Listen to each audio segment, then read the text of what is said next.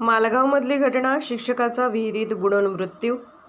मिरज येथील सावंत अकॅडमीचे चालक व प्रायव्हेट कोचिंग टीचर असोसिएशनचे राज्य कार्याध्यक्ष प्राध्यापक सुधाकर राजाराम सावंत वय 52 यांचा घराजवळ विहिरीत पाय घसरून पडल्याने पाण्यात बुडून दुर्दैवी मृत्यू झाला। सावंत हे नेहमीप्रमाणे बुधवारी सकाळी घरातून फिरण्यासाठी बाहेर गेले होते। सावंत वेळेत घरी परत न आल्याने नातेवाईकांनी त्याचा शोध सुरू केला। घराजवळून काही अंतरावर शिवाजी माने यांच्या विहिरीत चप्पल व टूथब्रश तरंगताना दिसले। नातेवाईकांनी संपर्क साधल्यानंतर कुपवाड येथील आयुष्य हेल्पलाईनच्या कार्यकर्त्यांनी विहिरीत गळ टाकून 2 तासाच्या प्रयत्नानंतर सावंत यांचा मृतदेह विहिरीबाहेर काढला। ग्रामीण पोलिसांनी मिरज शासकीय रुग्णालयात शवविच्छेदन केले। सावंत यांना पोहता येत नव्हते, त्यामुळे विहिरीत घसरून पडल्याने त्यांचा मृत्यू झाल्याचा अंदाज आहे।